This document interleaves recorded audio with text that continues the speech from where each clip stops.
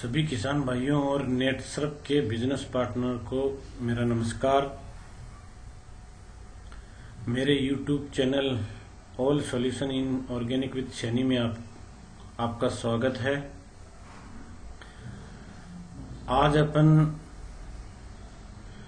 बीज की ग्रेडिंग और बीज का उपचार क्यों जरूरी है और कैसे किया जाता है इसके ऊपर आज चर्चा करेंगे। मार्केट में वैसे तो केमिकल से ट्रीटेड तो सभी बीज आते हैं, लेकिन ऑर्गेनिक मेथड से, ऑर्गेनिक विधि से आप कैसे ट्रीटमेंट कर सकते हैं उसकी जानकारी आपको मिलेगी। यहाँ जितने भी वजनदार बीज हैं, जिसमें बीज में वजन है, जैसे अपन खरीफ सीजन की बात करें तो मूंगफली, ग्वार, मोठ, चौड़ा, भिंडी, ये जो बीजें हैं इसमें वजन होता है जो हल्का जो होता है, जैसे धनिया, पालक, गाजर, ये जो बीजें हैं ये हल्के होते हैं। तो वजनदार बीजों का कैसे ग्रेडिंग अपने को करनी है वो आपको जानकारी मिलेगी। ग्रेडिंग करने के लिए कोई भी बीज अगर साल भर पड़ा रहता है तो वो किसी न किसी रोग से रोगग्रस्त हो जाता है। उसके कोई इंसेक्ट लग जाता है या कोई बीमारी लग जाती है, जिस बीज को अपन सीधे फार्म पर अगर यूज करते हैं, बुआई करते हैं, तो वो बीज अंकुरित भी कम होता है और हमें ज्यादा भी प्रयोग करना पड़ता है। वर्तमान में बीजों की जो कॉस्ट है, मार्केट कॉस्ट है, वो बहुत ज्यादा है। किसान उसको एफर्ट्स इतना नहीं कर सकता है। तो बीज को बुआई करने से पहले ग्रेडिंग करनी चाहिए। ग्रेडिंग का जो तरीका मैं आपको बताने जा रहा हूं, 10% नमक का प्रयोग होगा। जैसे 10 लीटर पानी है तो उसमें 1 किलो नमक को घोलें अच्छी तरीके से। घोलने के बाद में उसमें जो बीज है उसको आप छोड़ें। पानी और नमक की मात्रा है वो आवश्यकता अनुसार कम या ज्यादा करनी है।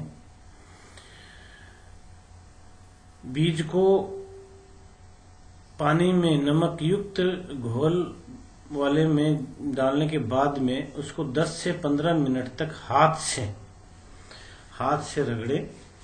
हाथ से रगड़ने से क्या होगा कि जो बीज के ऊपर कोई भी प्रकार की बीमारी है या जो भी है वो बिल्कुल साफ क्लीन हो जाएगा। और 10 से 15 मिनट रगड़ने के बाद में उसको एक राउंड में क्लॉकवाइज या एंटी क्लॉकवाइज घुमाना है। घुमा के उसको छोड़ देना, स्थिर होना है। स्थिर होगा तो आप देखते हैं कि वह बीज जिस टफ में आपने छोड़ा है उसमें 3 लेयर बढ़ जाती है। बीज की 3 लेयर होती है। सबसे डाउन लेयर जो होती है उसमें क्वालिटी वाले बीज होते हैं जो 90 से लेकर 95% तक जर्मिनेशन होने का पावर रखते हैं। दूसरी जो लेयर होते हैं वो आधे टूटे हुए होते हैं और उसकी जर्मिनेशन जो पावर होती है वो 50 से 60% ही होती है। तीसरी जो लेयर होती है जो पानी के ऊपर तैरती है वह मात्र 20 से 30% ही जर्मिनेशन होने के लायक होते हैं। तो अपने को जो बीज लेना है वो क्वालिटी युक्त लेना है। तो ऊपर की जो 2 लेयर है, इन 2 लेयर को उस टब से बाहर निकाल देंगे। नीचे वाली लेयर जो बची है उस लेयर को 3 बार साफ पानी के अंदर धोकर उसको छोड़ देंगे। तो ये तो अपना हो गया ग्रेडिंग करने का तरीका। इस तरीके से एक तो बीज स्वस्थ हो गया, बीज की जर्मिनेशन पावर बढ़ गई और हमें जो डर रहता है कि खेती के अंदर क्या बीज उगेगा या नहीं उगेगा, वो डर खत्म हो गया। और इस बीज को सोइंग करने से हमें बीज की जो मात्रा है वो भी कम लेनी पड़ती है। जैसे फॉर एग्जांपल गेहूं में प्रति बीघा 1000 स्क्वायर मीटर एरिया में 12 से 15 किलो से लेकर किसान भाई 18-20 किलो तक काम में लेते हैं। वहां मात्र 10 11 किलो बीज की आवश्यकता पड़ती है। और अगर कोई अनुभवी किसान है तो इसको 7-8 किलो बीज भी काम में लेता है। इस बीज को ऐसे ग्रेडिंग करनी है। हल्के बीजों को छलनी के द्वारा ग्रेडिंग करनी है। छानकर उसमें जो कचरा होता है उसको अलग निकाल दिया जाता है। हाथ से मैन्युअली तरीके से उसमें छटाई करके जो भी अवांछित घास या कचरा होता है उसको अलग करके बुआई की जाती है। अब इन बीजों को ट्रीटमेंट कैसे करते हैं? इन बीजों को ट्रीटमेंट करने के लिए FIR मेथड से आपको ट्रीटमेंट करना है। F का मतलब हो गया फंजीसाइड, I का मतलब होगा इंसेक्टिसाइड और R का मतलब होगा राइजोबियम बायोकल्चर। अपन भारी जो बीजें हैं उनको आप ट्रीटमेंट कर सकते हैं। फंजीसाइड अगर अपन काम में लें तो नेटसर्व प्राइवेट कंपनी जो है, जो ऑर्गेनिक इनपुट पे 2000 से काम कर रही है। फंजीसाइड रेपअप जो है, इसका जो फंजीसाइड है, सबसे पहले आप रेपअप से यूज कर सकते हैं फंजीसाइड। या मार्केट में उपलब्ध या चीजें हैं उसका अगर उपयोग करना है तो आप ट्राइकोडर्मा पाउडर से ले सकते हैं। खाद्यान्नी और दलहनी फसलों को आप ट्राइकोडर्मा वीडी यूज कर सकते हैं।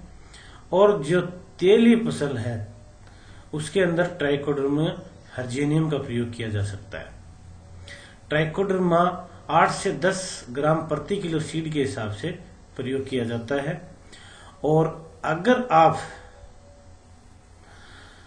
रेपअप का प्रयोग करते हैं, जो नेटसर्व का शानदार प्रोडक्ट है, उसको आप प्रति किलो सीड में 10 ml काम में ले सकते हैं।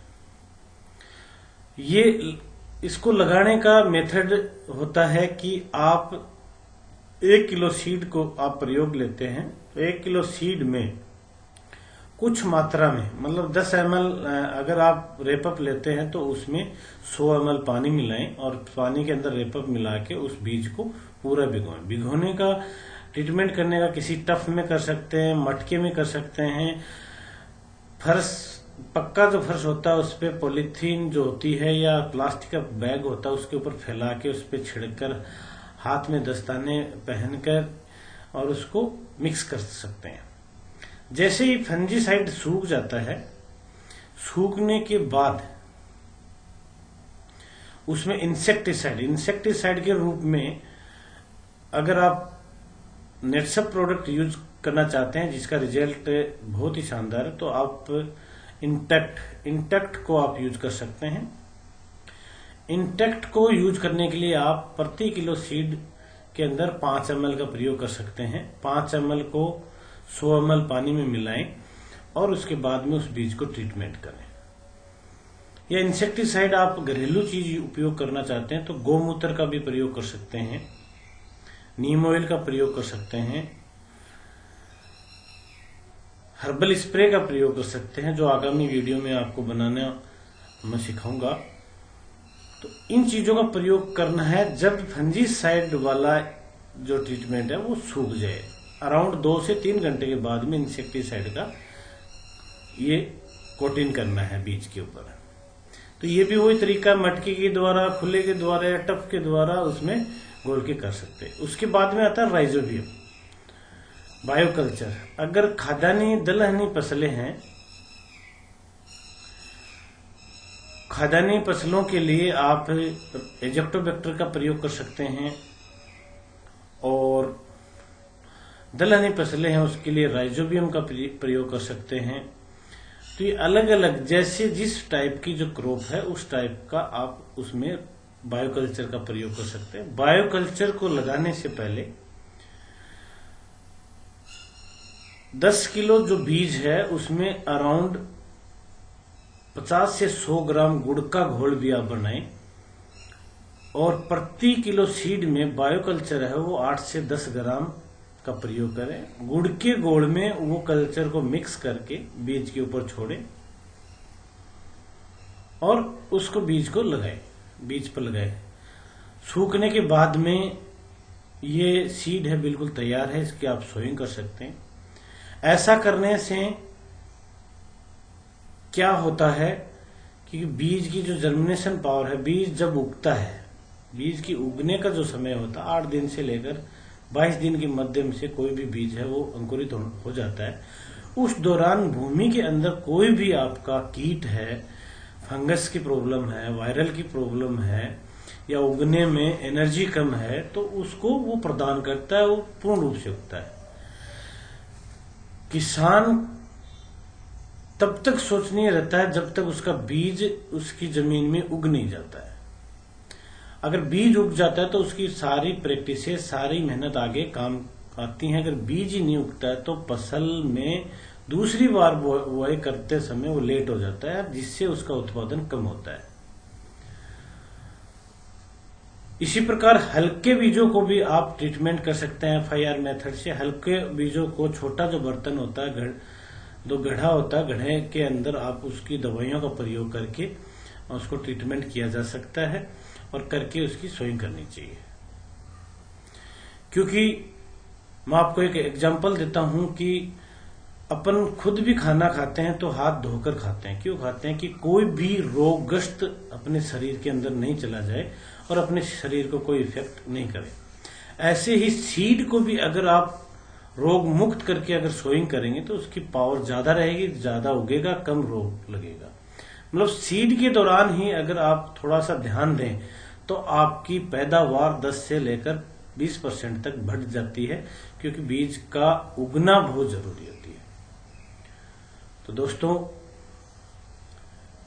इसी के साथ मैं आपसे इजाजत लेता हूं। अधिक जानकारी के लिए आप मेरे WhatsApp 8890195861 पर आप बातें कर सकते हैं, WhatsApp के जरिए और अधिक जानकारी प्राप्त कर सकते हैं। धन्यवाद।